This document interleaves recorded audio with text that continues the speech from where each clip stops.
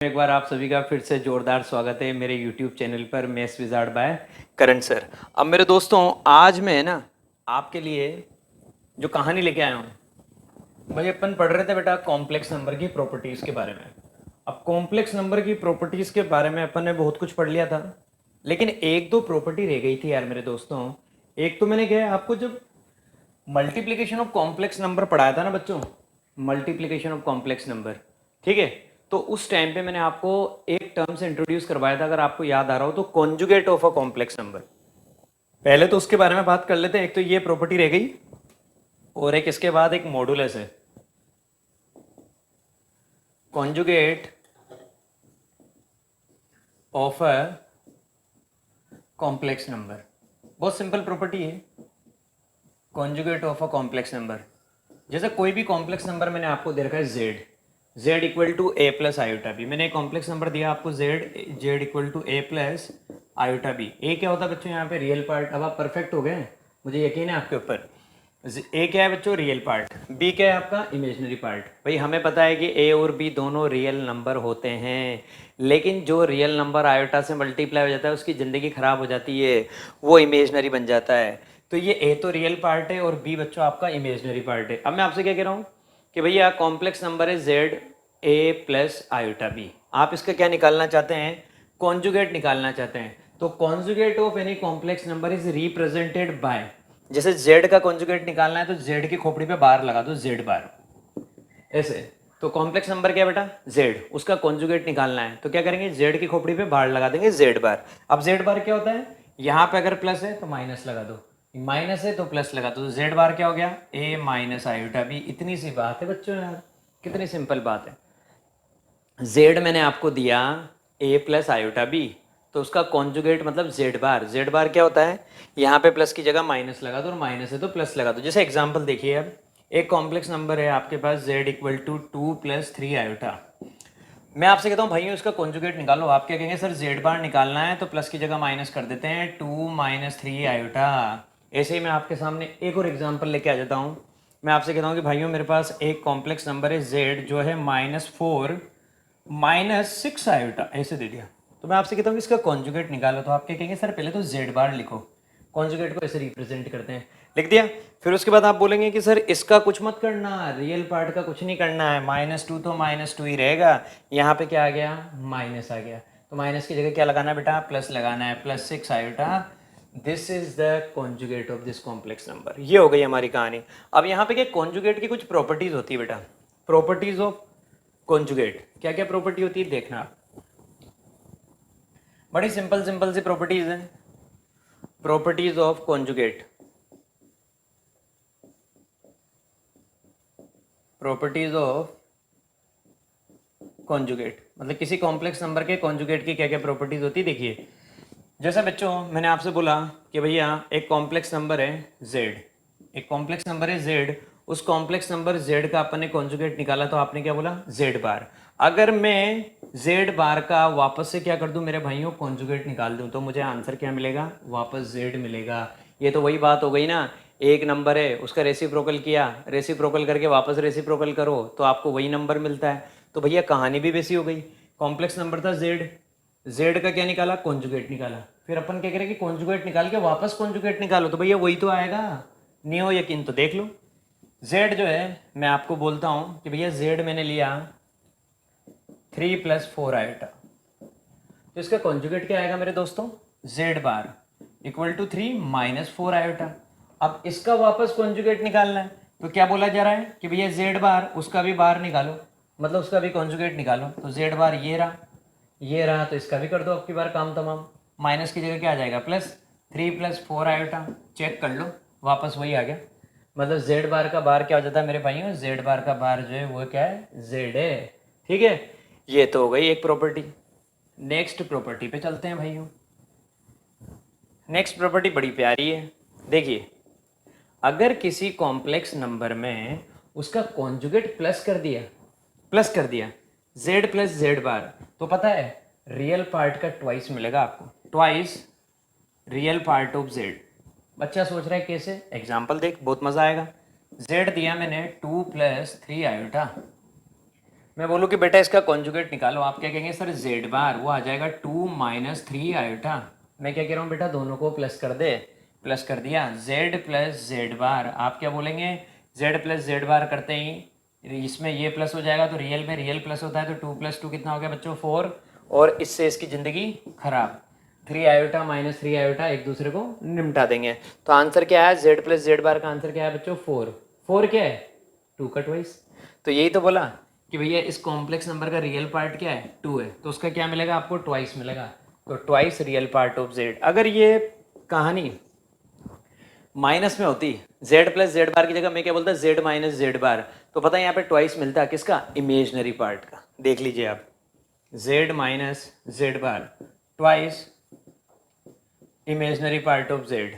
ठीक है, कैसे, देखिए बच्चों, जेड वही लीजिए आप, माइनस करना आपकी बार, देखिए जेड पता है, जेड बार पता है, लेकिन अब की बार दोस्तों क्या करना है, माइनस करना है, तो इसमें से इसको माइनस करना है, तो माइनस करना है तो बच्चों रियल में से रियल माइनस होगा, इमेजनरी में से इमेजनरी माइनस होगा, तो जेड माइनस जेड बार, इसका आंसर क्या आ जाएगा 2 माइनस 2, इसकी तो कहानी खत्म, 0, और इसमें से इसको माइनस करना है, तो हम क्या बोलेंगे 3 आयोटा में से इसको माइनस करना है, ये ऑलरेडी माइनस का है, प्लस हो जाएगा, 3 iota plus 3 iota, answer is 6 iota.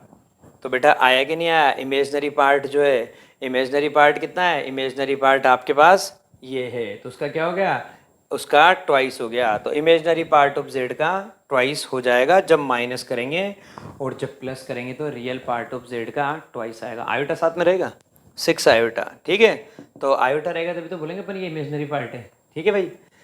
तो ये हो गई हमारी कहानी, तो प्लस के लिए पता लग गया, माइनस के लिए पता लग गया, और इसके अलावा अगर जेड बार का बार करेंगे तो वो कहानी हो गई। इसके अलावा और आपकी जो प्रॉपर्टीज़ है वो तो बड़ी सिंपल है बच्चों, जैसे आपको दो कॉम्प्लेक्स नंबर अलग अलग दे रखे हैं, जैसे एक दे रखा है Z1, ठीक है, और एक दे रखा है, यहाँ पे बोल देते हैं एक, भाई कुछ भी बोल दो, a प्लस आयोटा बी बोल दो यार, Z1 दे रखा है a plus iota B, Z2 दे रखा है आपको c प्लस आयोटा डी, ताकि कन्फ्यूज़न ना हो। अब बेटा अपने को क्या बोला जा रहा है, अपने को बोला जा रहा है कि Z1 प्लस Z2 का कॉन्जुगेट, Z1 प्लस Z2 का कॉन्जुगेट, पता है ये किसके बराबर होता है, बड़ी सिंपल सी बात है, Z1 का कॉन्जुगेट प्लस Z2 का कॉन्जुगेट, सीधा सा मामला है।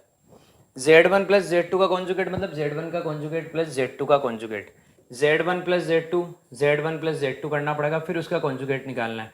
तो बेटा Z1 क्या है, a plus iota B, Z2 क्या है, c प्लस आयोटा डी, दोनों को प्लस करना है, रियल में रियल प्लस होगा, a plus c, iota common आ जाएगा, ब्रैकेट में क्या आएगा b प्लस डी। तो इसका क्या निकालना है बच्चों, इसका आपको कॉन्जुगेट निकालना है। तो ये तो मैंने क्या निकाला बच्चों, Z1 प्लस Z2, अब इसका कॉन्जुगेट निकालना है, तो यहाँ पे प्लस की जगह क्या आ जाएगा, माइनस आ जाएगा, तो Z1 प्लस Z2 के बाहर का आंसर आ गया क्या, a plus C minus iota b plus D. अब यही आंसर किसका आना चाहिए, इसका और इसका, दोनों के इंडिविजुअल कॉन्जुगेट के सम का। तो Z1 कॉन्जुगेट, Z1 बार मतलब Z1 कॉन्जुगेट, इसका कॉन्जुगेट निकालेंगे तो प्लस की जगह माइनस आ जाएगा, तो बेटा लिख देते हैं यहाँ पे Z1 conjugate equal to a minus iota B. अब क्या है बेटा, Z2 का कॉन्जुगेट, Z2 का कॉन्जुगेट वो क्या आ जाएगा, c माइनस आयोटा डी, ये हो गया। Z1 बार प्लस Z2 बार निकालना है, तो Z1 conjugate plus Z2 conjugate, दोनों को प्लस करना है, देख लीजिए आप, a minus iota B plus c minus iota D, real में रियल प्लस होगा, a प्लस सी, ठीक है बच्चों, ये हो गया, माइनस का आयोटा कॉमन, ब्रैकेट के अंदर b plus D, picture is clear, a plus C minus iota B plus D, यहाँ पे भी ये a plus C minus iota B plus D, मतलब अगर Z1 प्लस Z2 दो कॉम्प्लेक्स नंबर को आपने प्लस करके उसका कॉन्जुगेट निकाला है, तो वो उसी के बराबर होता है जब आप इंडिविजुअली दोनों के कॉन्जुगेट करके प्लस करें। ठीक है बच्चों, सेम कहानी आपकी सब्ट्रैक्शन में भी है, सेम कहानी आपकी मल्टीप्लिकेशन में भी है, और सेम कहानी बच्चों आपकी डिवाइड में भी है। तो मैं आपको डायरेक्ट बोल सकता हूँ मेरे भाइयों कि अगर इस तरह की कहानी है तो आप आगे के वेरिफिकेशन समझ जाएंगे। ये यहाँ पे भी वैलिड है, Z1 माइनस Z2 पूरे का कॉन्जुगेट किसके बराबर आएगा, Z1 conjugate minus Z2 conjugate. Prove करना है तो मैं भी प्रूव कर चुका हूँ। ऐसे ही Z1 इंटू Z2 दोनों को मल्टीप्लाई किया, उसका कॉन्जुगेट निकाल रहे हैं, मल्टीप्लाई किया फिर कॉन्जुगेट निकाल रहे हैं, उसी के बराबर आएगा। पहले से ही दोनों के कॉन्जुगेट निकाल लो। Z1 का कॉन्जुगेट मल्टीप्लाइड बाय Z2 का कॉन्जुगेट। सेम कहानी डिवीजन के लिए भी बेटा, Z1 upon Z2, Z1 upon Z2 और फिर पूरे का कॉन्जुगेट निकाल रहे हैं। मतलब पहले तो Z1 अपॉन Z2, Z1 के अपॉन में Z2 उसको सॉल्व किया, फिर कॉन्जुगेट निकाल रहे हैं। वो पता है किसके इक्वल आएगा, वो आएगा Z1 conjugate divided by Z2 conjugate, मतलब दोनों के इंडिविजुअल के लिए। तो कितनी बढ़िया चीज़ें हैं। सम करना है तो दोनों का सम का कॉन्जुगेट बराबर दोनों के इंडिविजुअल कॉन्जुगेट का सम। सब्ट्रैक्शन के लिए भी सेम कहानी है, मल्टीप्लिकेशन के लिए भी सेम कहानी है, और डिवीजन के लिए भी मेरे भाइयों सेम कहानी है। अब जो मैं प्रॉपर्टी लेके आने वाला हूँ ना, वो बड़ी फेवरेट है यार मेरी, वो मुझे बहुत पसंद है इस चैप्टर में। उसका नाम है मेरे भाइयों modulus of a complex number. Modulus of a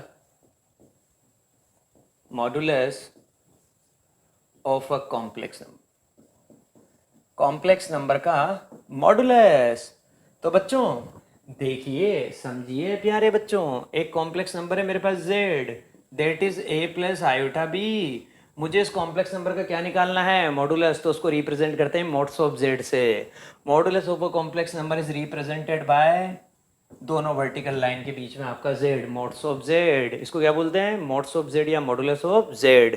ठीक है, वो क्या होता है, वो होता है मेरे भाइयों, पहले तो समझ लीजिए होता क्या है, फिर आपके सामने अभी कहानी सिखा देंगे। मॉड्स ऑफ z का मतलब होता है रूट के अंदर a square plus b square. मतलब मॉड्स ऑफ z की कहानी क्या होती है, रूट के अंदर रियल पार्ट का स्क्वायर प्लस इमेजनरी पार्ट का स्क्वायर। रूट के अंदर रियल पार्ट कौन है बच्चों, a, इमेजनरी पार्ट कौन है b, तो रूट के अंदर a square plus b square. ये बात आपको हमेशा याद रखनी है जब भी आपको कोई भी कॉम्प्लेक्स नंबर गिवन हो और उसका मॉडुलस निकालना है। कितना बढ़िया चैप्टर है, इतनी सीधी सीधी बातें करता है ये चैप्टर। आपको एक कॉम्प्लेक्स नंबर दे रखा है हमने z, उसका मॉडुलस निकालना है, तो आप क्या बोलेंगे, मॉड्स ऑफ z। क्या होता है मॉड्स ऑफ z, रूट के अंदर रियल पार्ट ऑफ z, उसकी खोपड़ी पे स्क्वायर। रियल पार्ट देखो आ ना, रियल पार्ट क्या a है, उसकी खोपड़ी पे square plus imaginary part of z, उसकी भी खोपड़ी पे स्क्वायर। और देखना कितना सिंपल होगा, एक कॉम्प्लेक्स नंबर है z, वो दे रखा है मैंने आपको 4 plus 6 iota. Complex number z दे रखा है 4 प्लस 6 आयोटा। मैं बोल रहा हूँ मॉडुलस ऑफ निकाली, मॉड्स ऑफ z निकाली, तो आप क्या कहेंगे, रूट के अंदर a square plus b square. a क्या है बच्चों 4, 4 का स्क्वायर प्लस b क्या है 6, तो आप क्या कर देंगे 6 का स्क्वायर। रूट के अंदर 4 का स्क्वायर आ जाएगा 16, और उसके बाद आपके पास 6 का स्क्वायर आ जाएगा बच्चों 36। दोनों को प्लस कर दीजिए, आंसर आ जाएगा रूट के अंदर 52। ये आ गया मेरे भाइयों रूट के अंदर 52। तो मॉड्स ऑफ जेड का आंसर क्या आ गया, मॉड्स ऑफ जेड का आंसर आ गया आपके पास रूट के अंदर 52। तो मॉड्स ऑफ जेड आपकी ये वाली पिक्चर आ गई बच्चों। ठीक है, ऐसे इसकी जगह आपको कोई दूसरा कॉम्प्लेक्स नंबर मैं दे दूं, जैसे मैंने आपसे बोला कि भैया एक कॉम्प्लेक्स नंबर है z जो है -4 और -3 आयोटा, ऐसे दे देते हैं आपकी बात, -4 -3 आयोटा। तो आप क्या कहेंगे कि मॉड्स ऑफ z निकालना है सर जी, हाँ मॉड्स ऑफ z निकालना है।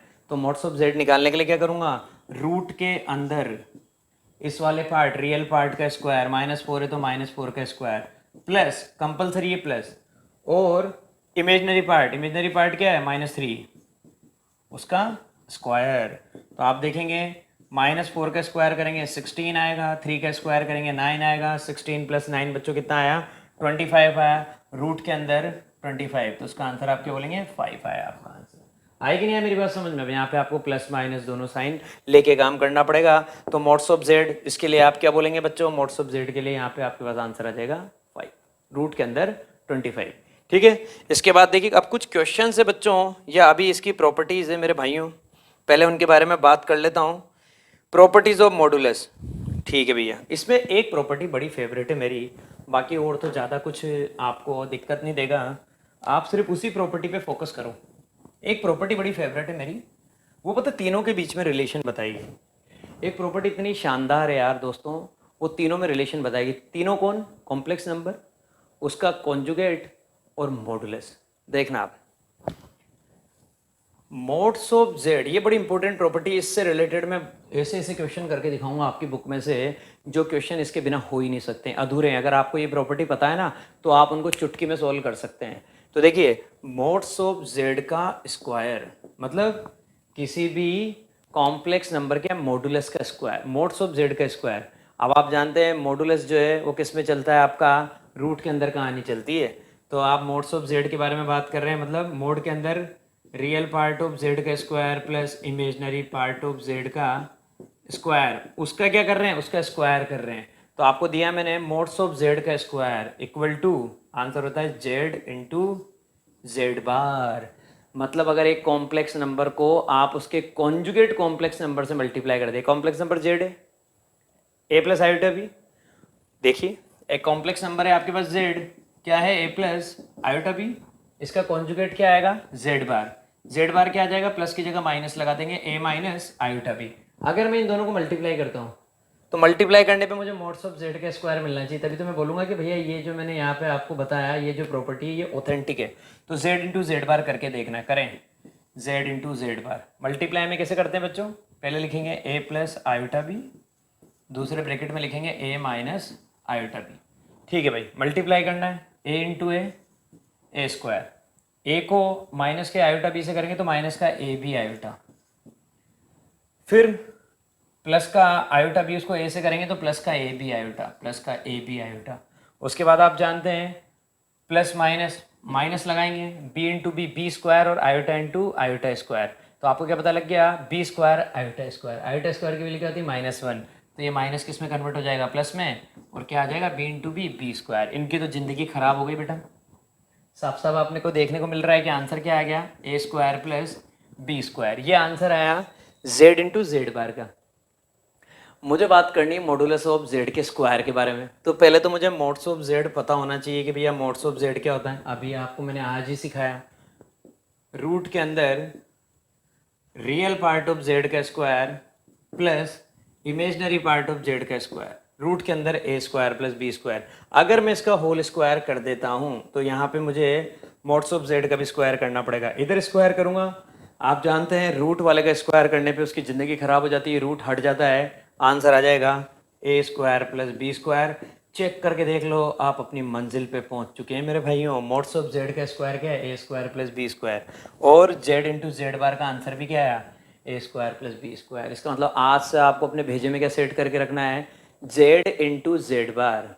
If a complex number is multiplied by its conjugate then we get square of modulus of complex number, mods of Z का स्क्वायर। ये हो गई मेरी पिक्चर। ठीक है बच्चों, मैंने प्रूव करके बता दिया। क्वेश्चन आप कुछ भी ले सकते हैं, अपने को कोई दिक्कत नहीं है। ये है मेरी कहानी। अब मैं आपको एक बहुत अच्छी बात बताने वाला हूँ, बस उसके बाद आपको ज़िंदगी में मज़ा आ जाएगा। Square root of a complex number. अब जो नया जो मेरा यहाँ पे टॉपिक है वो है बच्चों square root of a complex number. Square root of a complex number, किसी कॉम्प्लेक्स नंबर के स्क्वायर रूट के बारे में। अब भैया एक बात सुनना मेरी, कॉम्प्लेक्स नंबर का स्क्वायर रूट निकालेंगे तो वो भी एक कॉम्प्लेक्स नंबर ही आएगा, सीधी सी बात है। ठीक, जैसे मेरे पास एक कॉम्प्लेक्स नंबर है बच्चों, देखिए बड़ी इंपॉर्टेंट चीज़ है square root of a complex number. जैसे एक कॉम्प्लेक्स नंबर है मेरे पास z, वो मैंने दे रखा है आपको a प्लस आयोटा बी। आप क्या निकालना चाहते हैं, रूट z निकालना चाहते हैं, मतलब root a plus iota B निकालना चाहते हैं। आप निकालना चाहते हैं रूट के अंदर a प्लस आयोटा बी। भाई जैसे हम बात कर रहे हैं कि यार भैया रियल नंबर का स्क्वायर रूट भी तो निकालते हैं ना, ऐसे यहाँ पे क्या बात कह रहे हैं, square root of a complex number. भैया अगर आपको कॉम्प्लेक्स नंबर का स्क्वायर रूट निकालना है तो फिर क्या करेंगे, तो मैं जानता हूँ भैया कि कॉम्प्लेक्स नंबर जो है उसका स्क्वायर रूट निकालूंगा तो वो भी कुछ ना कुछ एक नंबर निकल के आएगा, और दुनिया में सारे नंबर को मैं क्या बोलता हूँ, कॉम्प्लेक्स नंबर। तो ये तो 100% ट्रू हो गई बात कि अगर कॉम्प्लेक्स नंबर का स्क्वायर रूट निकालूंगा तो वो भी क्या आएगा, कोई एक कॉम्प्लेक्स नंबर आएगा। सपोज वो क्या है, x प्लस आयोटा वाई। भैया मुझे नहीं पता इस कॉम्प्लेक्स नंबर का स्क्वायर रूट क्या आएगा। लेट रूट z, और z को हमने क्या बोला, a plus iota B, root a plus iota B equal to x plus iota Y. तो भैया अब मेरे पास ये आ चुका है, तो इसका मतलब मुझे ये x निकालना है, y निकालना है। कि भैया ये x क्या है, y क्या है। x 2 है, y 3 है, तो बोलूँगा कि भैया इस कॉम्प्लेक्स नंबर का स्क्वायर रूट क्या आ गया, 2 + 3 आयोटा। तो मुझे ये x और y निकाल के लेके आना है। तो देखना कैसे निकालेंगे भैया। ये इसके बराबर मान लिया, let root a + iota b equal to x + iota y। अब क्या करेंगे, मैंने आपको हमेशा से ये बात सिखाई है बच्चों, 10th में 9th में जब आप मेरे पास आते थे, कई सारे बच्चे तो मुझसे ही पढ़े हुए हैं भाइयों, तो मैंने बोला उनको कि भैया दोनों साइड का स्क्वायर कर दो। जो बच्चे हमेशा से मुझसे पढ़ते हुए आए हैं उनको मैंने शुरू से ये अप्रोच सिखाई है कि एक तरफ रूट है और एक तरफ विदाउट रूट है, तो इसको सॉल्व करने की सबसे बेस्ट जो अप्रोच होती है, स्क्वायरिंग ऑन बोथ साइड। दोनों साइड का स्क्वायर कर दीजिए, तो यहाँ पे तो आ जाएगा a + iota b equal to इधर x + आयोटा y का होल स्क्वायर आएगा बच्चों, ये बात याद रखना। इधर क्या आएगा, x + आयोटा y का होल स्क्वायर। बस ये गड़बड़ कभी भी नहीं करनी, ऐसा नहीं कि उधर दोनों के स्क्वायर कर दें इंडिविजुअल। x + आयोटा y एक कॉम्प्लेक्स नंबर है, उसका पूरे का whole square, x + iota y का होल स्क्वायर इधर स्क्वायर कर ही दिया, तो a + iota b equal to, अब इधर आइडेंटिटी लग जाएगी बेटा, वो 8th क्लास में जब हमने पढ़ी थी कभी किसी जमाने में, a + b का होल स्क्वायर वाली। तो a क्या है बच्चों, a है यहाँ पे x का स्क्वायर प्लस, अब देखिएगा b आयोटा y है पूरा, तो आप क्या लिखेंगे, आयोटा y का स्क्वायर, ये लो भाई मेरी, और प्लस 2xy आयोटा, या 2 आयोटा xy लिख देते हैं इसको, प्लस 2ab होता है हमारे फॉर्मूले में, तो प्लस का 2 आयोटा xy। अब इसको सॉल्व करेंगे तो क्या आएगा बच्चों, x², y का स्क्वायर करेंगे y², लेकिन आयोटा का स्क्वायर करते तो -1 आता, तो इसकी ज़िंदगी खराब कर देता है। x² - y² plus 2 iota xy। ये आपको a + आयोटा b की वैल्यू देखने को मिली कि भैया a + आयोटा b का आंसर क्या आया, a + आयोटा b का आंसर ये आया। तो भैया इधर भी एक कॉम्प्लेक्स नंबर है, इधर भी एक कॉम्प्लेक्स नंबर है, देखना इधर ये रहा कॉम्प्लेक्स नंबर, इधर ये रहा कॉम्प्लेक्स नंबर, रियल पार्ट ये रहा, इमेजनरी पार्ट ये रहा, इधर भी एक कॉम्प्लेक्स नंबर है। जब दो कॉम्प्लेक्स नंबर के बीच में इक्वल टू होता है मतलब वो दोनों बराबर है, तो ऐसी कंडीशन में रियल पार्ट के बराबर होता है, इमेजनरी पार्ट के बराबर होता है। तो a की वैल्यू तो क्या आ गई, x² - y², क्योंकि इस वाले का रियल पार्ट a है और इस वाले का है x² - y²। ये तो a की कहानी खत्म हुई। यहाँ पे आयोटा का कोफिशिएंट है b, तो इमेजनरी पार्ट यहाँ का b है, और वहाँ का क्या है, वहाँ का है मेरे भाइयों 2xy, तो b की वैल्यू क्या आ गई, 2xy। पहले तो ये बात समझ लीजिए आप अच्छे से। यहाँ पे था a + आयोटा b और वहाँ पे है x² - y² plus 2 iota xy, तो a की वैल्यू तो आ गई x² - y² और b की वैल्यू आ गई मेरे बच्चों 2xy। अब आप सोचेंगे कि सर आपके पास तो सारे वेरिएबल आ रहे हैं, आपके पास तो सर a की वैल्यू आई x² - y², b की वैल्यू आई 2xy, आप x और y की वैल्यू कैसे निकालेंगे। भैया एक बहुत अच्छी शानदार मैंने आपको इतनी मस्त अप्रोच बताई थी 10th क्लास में, बहुत गजब की, कि भैया जब दो नंबर का स्क्वायर पता है, उनका प्रोडक्ट पता है, तो आप उन दोनों नंबर के स्क्वायर का सम भी निकाल सकते हैं। अगर दोनों के स्क्वायर का डिफरेंस पता है, प्रोडक्ट पता है, तो दोनों के स्क्वायर का सम भी निकाल सकते हैं। कभी ऐसा होता है कि दोनों के स्क्वायर का सम पता है, प्रोडक्ट पता है, तो स्क्वायर का डिफरेंस भी निकाल सकते हैं। यहाँ पे कहानी क्या है, दो नंबर के स्क्वायर का डिफरेंस पता है, मुझे x² - y² पता है और मुझे दोनों का प्रोडक्ट पता है। दो नंबर है x और y, उनके स्क्वायर का डिफरेंस पता है, उनका प्रोडक्ट पता है, तो मैं दोनों के स्क्वायर का सम भी निकाल सकता हूँ। एक फॉर्मूला है मेरा बड़ा मज़ेदार, ये देखिए x² + y² का होल स्क्वायर, x² + y² का whole square equal to x² - y², x² - y² का होल स्क्वायर निकाल रहा हूँ, इक्वल टू x² - y² पूरे का होल स्क्वायर। ठीक है मेरे बच्चों, और फिर यहाँ पे आ जाएगा प्लस में 4xy। इस फॉर्मूले पे फोकस करिए एक बार। मैंने लिखा आपके लिए x² + y² का होल स्क्वायर इक्वल टू वो होता है x² - y² का होल स्क्वायर प्लस 4xy। नहीं हो यकीन तो मैं इसको सिंप्लीफाई करके बता देता हूँ। देखिए अगर आप इसको सोल्व करते तो आंसर क्या आता है, x की पावर 4 + y की पावर 4 प्लस 2x² y², ये आता आपका आंसर। x की पावर 4 + y की पावर 4 प्लस 2x² y², उसको सोल्व करके देख लीजिए आप। उसको सोल्व करते तो आपका आंसर क्या आता है, x की पावर 4 + y की पावर 4, ठीक है, वहाँ पे आता है -2ab, तो माइनस का सॉरी यहाँ पे x² y² आएगा, माइनस का 2x² y² और साथ में वहाँ क्या चल रहा है, प्लस का 4x² वाई स्क्वायर। तो ये देखिए प्लस का 4x² वाई स्क्वायर, ये प्लस का 4 है, ये माइनस का 2 है, 4 में से 2 जाएगा, 2 बचेगा, तो 2x² वाई स्क्वायर, ये भी आ गया 2x² वाई स्क्वायर। तो ये प्रॉपर्टी बड़ी इंपॉर्टेंट है, अगर आपको ये अप्रोच आती है ना तब तो इसका पूरा का पूरा वेरिफिकेशन आपको समझ में आएगा, वरना तो क्या बच्चे रटते हैं, सीधा आंसर याद करते हैं। मैं रटवाता नहीं हूँ, मेरी एक सबसे बड़ी आदत है, मैंने पूरा डेरिवेशन बताना स्टार्ट किया है आपको कि भैया अगर मुझे किसी कॉम्प्लेक्स नंबर का स्क्वायर रूट निकालना है ना तो मैं कैसे निकाल सकता हूँ, पूरी की पूरी मैकेनिज्म बता रहा हूँ। a बराबर आ गया इसके, b बराबर आ गया इसके, इसके बाद मुझे ये फॉर्मूला अप्लाई करना है, मैंने प्रूव करके बताया फॉर्मूला भी बच्चों। तो देखना x² plus Y square, x² plus Y square इसका होल स्क्वायर इक्वल टू वहाँ पे x² माइनस वाई स्क्वायर का whole square. x² minus Y square कितना दे रखा है बच्चों, a, तो a की खोपड़ी पे क्या लगाना है, a की खोपड़ी पे लगाना है अपने को square, x² plus Y square का whole square equal to a², ठीक है, आ गया a² plus 4x² Y square. अब मैं जानता हूँ अगर मैं इस 2xy का स्क्वायर कर दूंगा ना तो मुझे 4x² वाई स्क्वायर मिल जाएगा। देखिए इधर, अगर इस 2xy का स्क्वायर, ये इस 2xy का तो स्क्वायर दे रखा है, 2xy का स्क्वायर करेंगे तो क्या आएगा 4x² वाई स्क्वायर, तो 2xy किसके बराबर है, b के, इसका स्क्वायर करेंगे तो b का भी क्या हो जाएगा स्क्वायर, तो ये आ गया इधर स्क्वायर।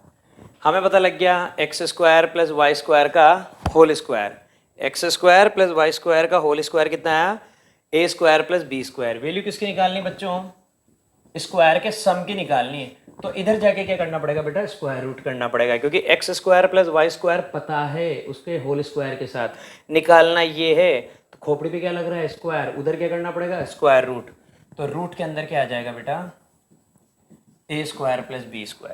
तो x² प्लस वाई स्क्वायर इसकी वैल्यू आ गई रूट के अंदर, और दोनों साइन के साथ आपको काम में लेना है बच्चों, तो आप लिखेंगे प्लस माइनस रूट के अंदर a² प्लस b²। ये किसका आंसर आया, x² प्लस वाई स्क्वायर का, और आपको x² माइनस वाई स्क्वायर का आंसर पता है। जब दो नंबर का सम पता है, उन दोनों नंबर का डिफरेंस पता है, तो ज़िंदगी में इससे ज़्यादा बढ़िया बात कुछ हो ही नहीं सकती है। दोनों इक्वेशन को प्लस कर दो, आपको वैल्यू मिलना स्टार्ट होने वाली है। तो देखना, सबसे तो पहले तो मैं इसको मिटा देता हूँ थोड़ा सा, और अब आपके सामने अपनी पिक्चर एकदम से रिलीज़ कर देता हूँ।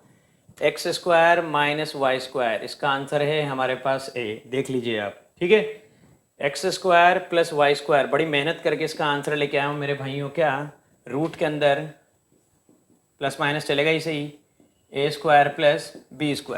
बेटा ये एक नंबर है, ये एक नंबर है, दोनों का डिफरेंस पता है, दोनों का सम पता है, ठीक है। इसको बोल दीजिए आप इक्वेशन नंबर 1, इसको बोल दीजिए इक्वेशन नंबर 2, दोनों को प्लस कर दीजिए, y² से y² की ज़िंदगी खराब, x² plus x² 2x² equal to, ये दोनों प्लस हो जाएंगे तो a प्लस माइनस रूट के अंदर a² प्लस b²। अब निकालना क्या है बच्चों, निकालना है x²। अगर x² निकालना है तो x² निकालने के लिए जो 2 यहाँ पे मल्टीप्लाई में वो डिवाइड में चला जाएगा, ठीक है। तो आप कैसे लिखेंगे, a प्लस माइनस रूट के अंदर a² plus b² divided by 2। ये कहानी अपसेट होने वाली है। तो x² क्या आया, x² equal to a plus minus root के अंदर a² प्लस b² अपॉन 2। निकालना तो x है, x निकालना है तो अब इस पूरे का स्क्वायर रूट करना पड़ेगा, तो इस पूरे के ऊपर रूट आएगा। तो रूट बनाया ये मैंने बड़ा वाला मेरे दोस्तों, और लिखूंगा a प्लस माइनस रूट के अंदर a² plus b² divided by 2। ये हो गई मेरी कहानी, x ऐसे निकलेगा। अब इस x की एक शॉर्ट ट्रिक भी बता सकता हूँ मैं आपको। देखिए यहाँ पे आपने क्या देखा, रूट के अंदर a² प्लस b², इसको अपन क्या बोलते हैं, मोड्स ऑफ z। अगर याद आ रहा हो ना मेरे दोस्तों तो मज़े आएंगे मेरे साथ साथ। देखिए इसको एक शॉर्ट ट्रिक में लिख के बताऊंगा। x की वैल्यू पता लग गई ना, x की वैल्यू क्या आई, a प्लस माइनस रूट के अंदर a² plus b² upon 2। y की भी अभी निकालेंगे, लेकिन इसकी शॉर्ट ट्रिक बता रहा हूँ। देखिए x इजिकल टू रूट जो चल रहा है, चलने तो उसका तो कुछ नहीं कर सकते। रूट के अंदर a² प्लस b² क्या होता है आप जानते हैं। अगर कोई कॉम्प्लेक्स नंबर z आपके पास a प्लस आयोटा b है तो इसका मॉडुलस क्या होता है, मोड्स ऑफ z का मतलब होता है रूट के अंदर a² प्लस b²। तो इस वाली वैल्यू को क्या बोल सकते हैं, मोड्स ऑफ z। और ये a क्या है, ये a जो है ना हमारे कॉम्प्लेक्स नंबर z का रियल पार्ट है। तो अपन कैसे लिख सकते हैं इस चीज़ को लिखने का तरीका, ए की जगह तो क्या लिख देंगे, real part of Z plus modes of Z plus modes of Z, real part of Z plus modes of z divided by 2। ये लो भाइयों, x की वैल्यू आ गई, रूट के अंदर a प्लस माइनस रूट के अंदर a square plus B square upon 2। इसको याद करने की डायरेक्ट शॉर्ट ट्रिक बना दी मैंने आपके लिए। x कैसे निकालेंगे, रूट के अंदर रियल पार्ट ऑफ z, क्योंकि a क्या है, कॉम्प्लेक्स नंबर z का रियल पार्ट, और root a square plus B square क्या होता है, modulus of complex number, mods of z divided by 2। ये निकल गया। जैसे ये निकला बच्चों, वैसे ही अब आप y निकाल देंगे। y के लिए दोनों इक्वेशंस को माइनस कर देंगे। ये जो दोनों इक्वेशन थी ना बच्चों, जिनको मैंने प्लस किया था, अब मैं इनको माइनस कर दूंगा। तो माइनस करने पे देखना क्या होगा, x square minus Y square equal to a, और x square plus Y square equal to, root के अंदर चल रहा है बच्चों a square plus B square. दोनों इक्वेशन को अब की बार माइनस कर देता हूँ। तो माइनस करूँगा बेटा, तो माइनस करने पे क्या हो जाएगा, माइनस करने पे यहाँ से अब की बार एक्स स्क्वायर की कहानी खत्म हो जाएगी, ये माइनस का ये भी माइनस का, इसकी तो पिक्चर खत्म। Minus Y square minus two Y square ये होगा। तो माइनस का 2y स्क्वायर हो गया इक्वल टू, आप लिखेंगे a माइनस रूट के अंदर a square plus B square. Minus 2y square क्या गया बच्चों, minus 2y a minus root के अंदर a square plus B square. यहाँ पे क्या निकालना है, y स्क्वायर निकालना है पहले, तो माइनस का 2 अपॉन में चला जाएगा। तो आप लिखेंगे a माइनस रूट के अंदर a square plus B square upon में माइनस 2। ठीक है, ये आ गया आपके पास a माइनस रूट के अंदर a square plus B square upon में माइनस 2। फोकस करना बच्चों एक बार इस पे, तो भाइयों दिख गया एकदम अच्छे से, आपने फोकस कर लिया क्वेश्चन पे। तो देखिए y स्क्वायर है, अब y स्क्वायर में आप देख रहे होंगे अपॉन में माइनस 2 आ रहा है। तो देखना मैं इसकी कैसे सेटिंग करूंगा, y स्क्वायर इक्वल टू, ये वाला पार्ट माइनस का रहेगा, वो वाला पार्ट प्लस का हो जाएगा। क्यों, क्योंकि माइनस 2 इसके अपॉन में भी जाएगा। तो अपन क्या करेंगे, पहले उसको लिख दो, रूट के अंदर a square plus B square minus a divided by 2। तो y स्क्वायर की वैल्यू आई हमारे पास रूट के अंदर a square plus B square. ठीक है, मैंने माइनस कॉमन ले लिया बच्चों, और डिवाइडेड बाय क्या आ गया हमारे पास, 2 आ गया। जैसे मैंने माइनस कॉमन लिया, ये नंबर हो गया आपका प्लस का, ये हो गया माइनस का, और नीचे माइनस था, माइनस से माइनस आपका कैंसिल हो गया। तो y स्क्वायर ये बन गया। अब y की वैल्यू आपको मिल चुकी है ना, y स्क्वायर की वैल्यू मिल चुकी है बच्चों। y की वैल्यू कैसे निकालेंगे, y इक्वल टू वही जैसे हमने x की निकाली थी, पूरे पे रूट आ जाएगा। रूट के अंदर क्या लिखेंगे, a स्क्वायर रूट, और फिर रूट के अंदर a square plus B square minus a divided by 2। जिंदगी हो गई बेटा सेट। अब यहाँ पे भी क्या पता लग गया कि ये क्या है, ये modes of z minus 2 real part of z upon 2। तो याद करने की ट्रिक क्या हो गई, x तो क्या होता है, ऐसे याद करो, पहले इस वाली टर्म को फिर इस वाली टर्म को डिवाइडेड बाय 2। तो क्या हो जाएगा, मॉडुलस के अंदर root a square plus B square, मतलब आपके बोलेंगे रूट के अंदर mods of z plus real part of z divided by 2। वहाँ पे उल्टा बोलना है, रूट के अंदर mods of z minus real part of z divided by 2। तो देखिए कितनी सिमिलरिटी है, यहाँ पे a प्लस में है, वहाँ पे माइनस में, बस इतना सा डिफरेंस है यार। ठीक है ना, तो मज़ा आ गया होगा आपको कि हमने यहाँ पे क्या बोला, यहाँ पे बोला बच्चों कि कहानी इस तरह से चल रही है कि ये जो है x क्या है, इसको थोड़ा सा a से और अरेंज करके लिख देते हैं जैसे अपन ने उसको लिखा हुआ है। पहले इसको ले आते हैं, क्योंकि प्लस में अपन ऑर्डर चेंज कर सकते हैं। तो रूट के अंदर a square plus B square plus minus a divided by 2, ये हो गई मेरी कहानी। तो इसको कैसे लिखूंगा, जैसे इसको लिखूंगा वैसे इसको लिखूंगा। रूट के अंदर, ठीक है, रूट के अंदर आप लिखेंगे modes of z plus minus real part of z divided by 2। x आ जाएगा रूट के अंदर mods of z plus minus real part of z divided by 2, और y जो है यहाँ पे बच्चों प्लस की जगह क्या आ जाएगा, यहाँ पे आपकी कहानी जो है वो माइनस में चली जाएगी। ठीक है ना, तो यहाँ पे आप बोलेंगे बच्चों y equal two modes of z minus real part of z divided by 2। तो बेटा x के लिए तो यहाँ पे आपको क्या लगाना है, प्लस लगाना है, और y के लिए यहाँ पे आपको माइनस लगाना है। ये हमारी पिक्चर है। बाकी फिर मैं आपको एक एग्जांपल दे रहा हूँ, उस एग्जांपल के थ्रू अपन सोल्व करते हैं। मैं स्क्रीन पे लेके आ रहा हूँ आपके लिए क्वेश्चन बच्चों। करने से पहले भाइयों एक बहुत ही प्यारी बात याद आ गई। देखो अपन ने कॉम्प्लेक्स नंबर z का स्क्वायर रूट निकाला, तो अपन ने क्या बोला भैया, जेड का स्क्वायर रूट मतलब रूट जेड अपन निकाल रहे हैं, और रूट जेड को मैंने क्या बोला था, X plus iota Y. Root Z को मैंने बोला बच्चों एक्स प्लस आयोटा वाई। ये मैं रूट जेड के बारे में बोल रहा हूँ। तो बेटा एक्स की वैल्यू निकाल ली, वाई की वैल्यू निकाल ली, तो फिर इनको पुट कर दो ना, कोई रोक थोड़ी रहा है। तो अपन क्या लिखेंगे, root Z equal to X की जगह क्या आएगा, एक्स की जगह ये वाली वैल्यू क्या, रूट के अंदर mods of Z plus real part of z divided by 2। ठीक है, और यहाँ पे बेटा प्लस लगाना है कि माइनस लगाना है, ये कहानी मैं आपको बड़े अच्छे तरीके से सिखाने वाला हूँ। अगर आपका कोई भी कॉम्प्लेक्स नंबर दे रखा है, जैसे यहाँ पे कॉम्प्लेक्स नंबर मैंने लिखा 2 + 3 आयोटा, अगर इसका स्क्वायर रूट निकालना है तो चेक करो कि इमेजनरी पार्ट जो है ना वो 0 से बड़ा है कि छोटा है। इमेजनरी पार्ट मतलब आपका b, क्योंकि अपन क्या बोलते हैं a + आयोटा b। तो ए को तो रियल पार्ट बोलते हैं, बी को अपन क्या बोलते हैं बच्चों, इमेजनरी पार्ट।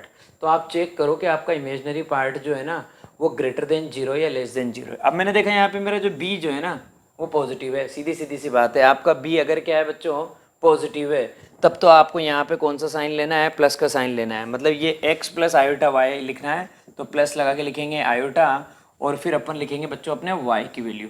वाई क्या है, वही सेम पिक्चर, रूट के अंदर जेड प्लस रूट के अंदर Z minus real part of z और डिवाइडेड बाय 2। तो यहाँ पे बच्चों मैंने प्लस लगाया, कब, मैंने यहाँ पे प्लस तब लगाया जब यहाँ पे मेरा इमेजनरी पार्ट क्या है, अगर पॉजिटिव है मतलब ग्रेटर देन 0 है।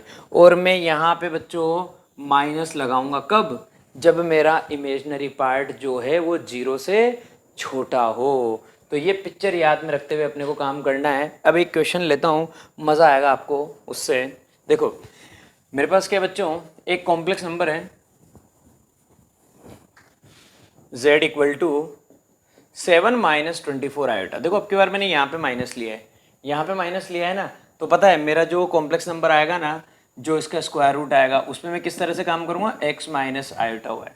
तो मुझे ये जो फॉर्मूला अप्लाई करना है ना, कैसे करूँगा बच्चों, मुझे z दे रखा है, मुझे इसका स्क्वायर रूट निकालना है, मुझे रूट z निकालना है।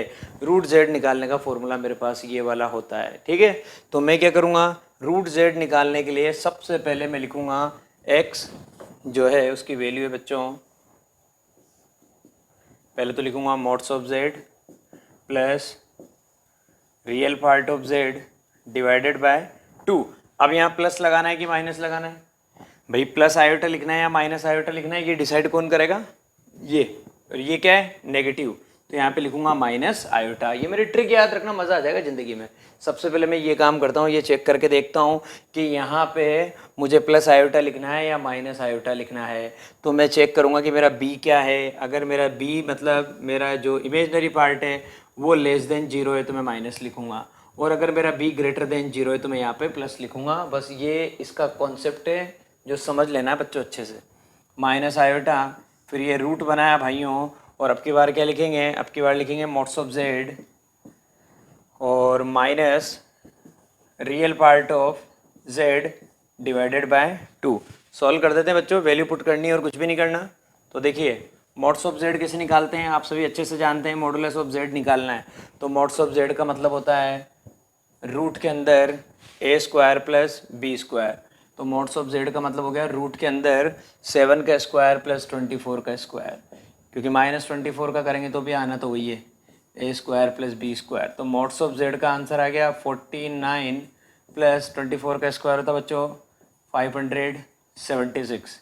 तो मोड्स ऑफ जेड आ जाएगा दोनों को प्लस करने पे 625, क्योंकि 7 का 24 का और 25 का एक ट्रिपलेट चलता है मेरे भाइयों। तो 7 का स्क्वायर 49 है, 49 में 576 प्लस करेंगे तो आ जाएगा 625। तो मोड्स ऑफ जेड की वैल्यू कितनी आ गई, 25। मोड्स ऑफ जेड की वैल्यू आ गई मेरे भाइयों यहाँ पे मेरे पास 25। पॉजिटिव लूँगा तो रूट जेड का जो आंसर आने वाला है भाइयों, स्टार्टिंग में हमेशा याद रखना, यहाँ पे प्लस माइनस लगा के काम करेंगे, क्योंकि जब भी किसी भी कॉम्प्लेक्स नंबर का स्क्वायर रूट निकालना है तो स्टार्टिंग में क्या करेंगे बेटा, प्लस माइनस, बाकी ये सब अंदर चलेगा। ये लो, तो यहाँ पे तो लगा रखा है मैंने रूट जेड मतलब इस वाले नंबर का square root equal to plus minus, और ये अपना ब्रैकेट तैयार है बच्चों। सबकी वैल्यू पुट करते हैं। मोड्स ऑफ जेड कितना है, मोड्स ऑफ जेड है बच्चों 25 plus real part of Z कितना है, ये रहा रियल पार्ट ऑफ जेड 7, ठीक है। और रूट में है बच्चों डिवाइडेड बाय 2 कर दिया, रूट के अंदर 25 + 7 डिवाइडेड बाय 2 माइनस आयोटा, इधर रूट के अंदर same picture, modes of Z की वैल्यू कितनी है 25 माइनस रियल पार्ट आप जानते हैं कितना है बच्चों 7 है, और वही डिवाइडेड बाय 2, ठीक है बच्चों लिख दिया, हो गया मेरा काम। इक्वल टू प्लस माइनस, और यहाँ पे क्या आएगा 25 + 7 32, 32 को 2 से डिवाइड करेंगे 16, तो रूट के अंदर 16 माइनस आयोटा 25 में से 7 जाएगा, 25 में से 7 जाएगा बच्चों कितना आ जाएगा 18, 18 को 2 से डिवाइड करेंगे 9 आएगा। देखिए 25 में से 7 क्या मतलब 18 बचा, 18 को मैंने 2 से डिवाइड कर दिया, 18 को 2 से डिवाइड करते हैं कितना आ जाएगा 9 आ जाएगा। तो मैं क्या लिखूंगा 18 डिवाइडेड बाई 2 रूट के अंदर 9, ये मेरी कहानी हो गई है। तो अब मेरे पास क्या आ गया बच्चों, रूट जेड की वैल्यू अब मेरे पास आ चुकी है कितनी, रूट जेड इक्वल टू ये आ गया प्लस माइनस बाहर अपनी जगह है, रूट के अंदर 16, रूट 16 का मतलब क्या आएगा, रूट 16 का मतलब आपको लेना है 4 और minus iota root 3, sorry minus iota root 9, root 9 का मतलब क्या आएगा 3, तो माइनस 3 आयोटा। तो ये रूट जेड का आंसर आ गया बच्चों आपके पास plus minus 4 minus 3 iota, this is your answer. ये हो गई आपकी कहानी ख़त्म। तो आपने इस कॉम्प्लेक्स नंबर जेड का जो मैंने आपको क्या दिया था 7 माइनस 24 आयोटा स्क्वायर रूट निकाल दिया मेरे बच्चों। क्लियर हुई मेरी कहानी ऐसे। अब एक कॉम्प्लेक्स नंबर मैं आपके लिए ऐसा भी ले आता हूँ जहाँ पे अपन है ना ये जो पार्ट है ना बी पार्ट अपन वहाँ पे पॉजिटिव ले लेंगे। अगर बी पार्ट अपन वहाँ पे पॉजिटिव ले लेंगे ना तो हमारे पास यहाँ पे माइनस आयोटा की जगह क्या आ जाएगा प्लस आयोटा। तो ये इस स्क्वायर रूट के सॉल्यूशन की बड़ी शानदार ट्रिक होती है। मतलब आपको ये चेक करना होता है कि आपके पास यहाँ पे बी जो है ना वो नेगेटिव है या पॉजिटिव है। अगर बी नेगेटिव है तो यहाँ पे माइनस आएगा, और अगर आपका बी पॉजिटिव है बच्चों, जैसे ये इसी को कर देते हैं ना, एक काम करते हैं ये 7 माइनस 24 आयोटा की जगह अगर ये क्या होता 7 प्लस 24 आयोटा, तो सारी कहानी ऐसी कैसी चलती। यहाँ पे क्या लगा देते प्लस लगा देते, यहाँ पे क्या लगा देते प्लस लगा देते, और यहाँ पे फाइनली आंसर क्या आ जाता 4 + 3 आयोटा। तो कोई दूसरा एग्जाम्पल लेने की जरूरत ही नहीं पड़ी, अपन ने इसी में पूरी कहानी क्लियर कर दी। ठीक है मेरे भाइयों, अब मैं आपके पास सबसे अच्छा कॉन्सेप्ट लेके आऊँगा। ये कॉन्सेप्ट है ना आपके एनसीईआरटी की बुक में नहीं दे रखा है यार, square root of a complex number, ये आपके एनसीईआरटी की बुक में नहीं है। हाँ ये जो चीज़ें हैं ना ये आर.डी. शर्मा में और जो अच्छी रिफ्रेशर बुक्स है ना उनमें आपको देखने को मिलेगी। इसलिए मैं हर बात पढ़ाता हूँ भाई, क्योंकि मुझे पता है कि मुझे काम कैसे करना है। स्क्वायर रूट भी निकालना आना चाहिए, शॉर्ट ट्रिक आपको समझ में आई गई, लॉन्ग प्रोसीजर मैंने आपको डेरिवेशन में बता ही दिया था कि भैया नहीं पता इक्वल टू में मान लो x + आयोटा y दोनों साइड का स्क्वायर कर दो, फिर आगे की पिक्चर आप पूरी जानते हैं। ठीक है ना बच्चों। अब अपन जो कॉन्सेप्ट लेके आ रहे हैं वो है representation of a complex number. तो देखिए स्क्रीन पे तैयार है। तो बच्चों अब जो सबसे इंटरेस्टिंग टॉपिक है ना जिसमें आपको बहुत मजा आएगा और कंसेप्चुअल एकदम शानदार, वो मैं स्टार्ट करने वाला हूँ representation of a complex number. Complex number को रिप्रेजेंट करने के कौन कौन से तरीके होते हैं। यहाँ पे हमारे पास तरीके तो 3 होते हैं बच्चों। Here we are having 3 ways to represent a complex number. The first one is geometrical representation. Second क्या है बच्चों vectorial फॉर्म या वेक्टोरियल रिप्रेजेंटेशन, और थर्ड है पोलर फॉर्म और trigonometrical form.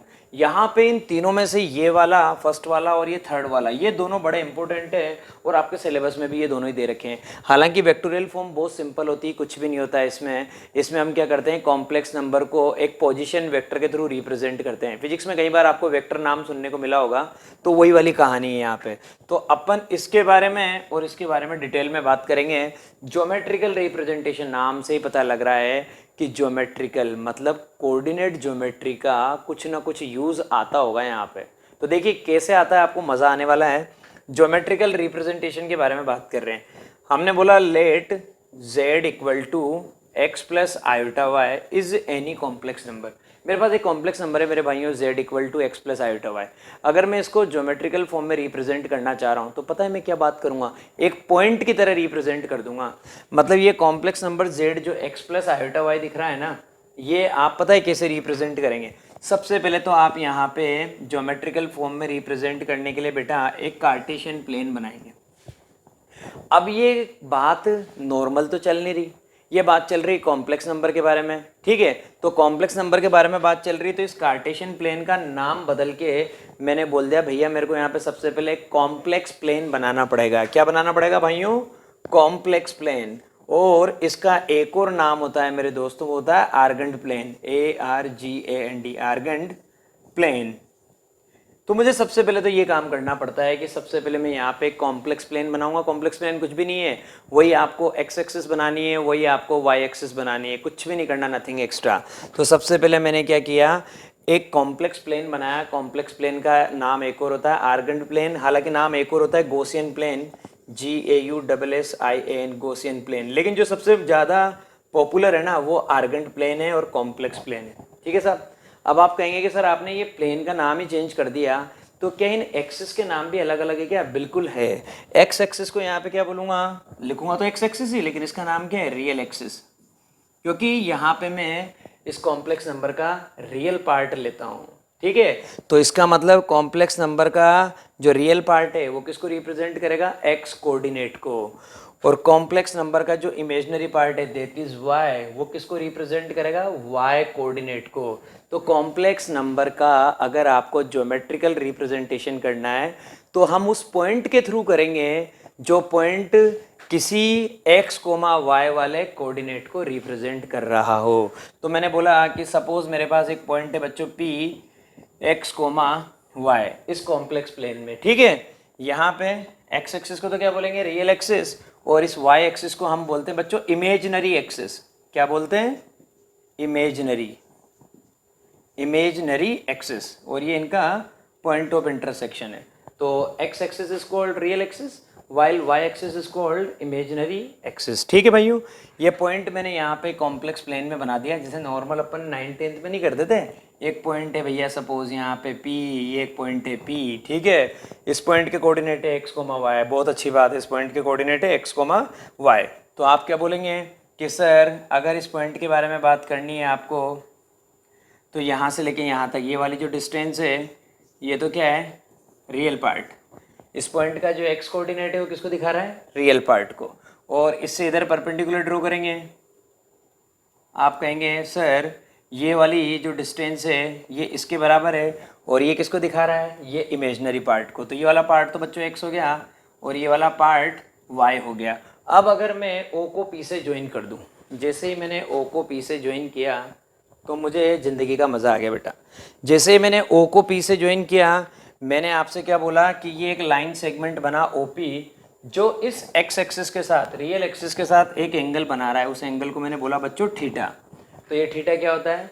The angle made by OP with x axis in positive direction. X axis की मतलब angle को हमेशा एंटी क्लॉकवाइज डायरेक्शन में मेजर करना ही, यूं ऐसे चल रहा हूं मैं, ठीक है। तो ये थीटा क्या है? थीटा एक एंगल है जो OP ने बनाया है, किसके साथ? एक्स एक्सिस की पॉजिटिव डायरेक्शन के साथ।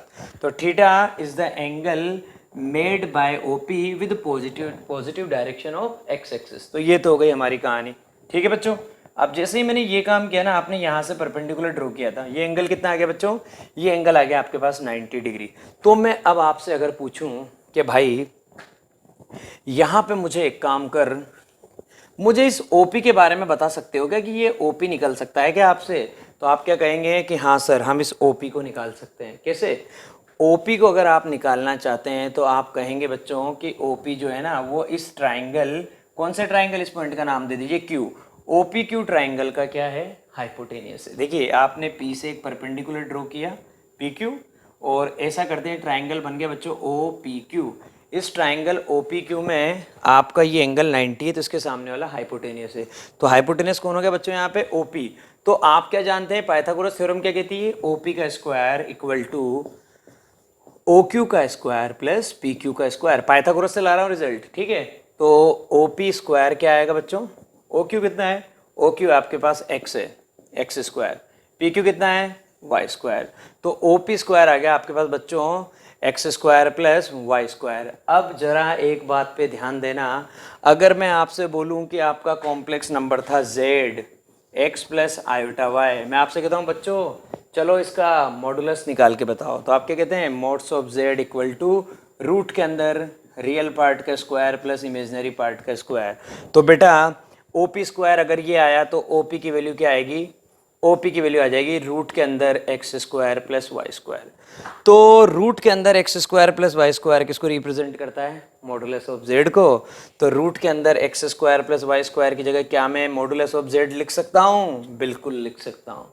इसका मतलब ये ओ पी जो है ना, ओ पी की जो लेंथ है, the line segment O P, इसका मतलब length of O P is equal to modulus of complex number. इसका मतलब ओपी किसके बराबर आ गया, मॉड्स ऑफ जेड के बराबर आ गया। ये मजे आ गए बेटा जिंदगी के।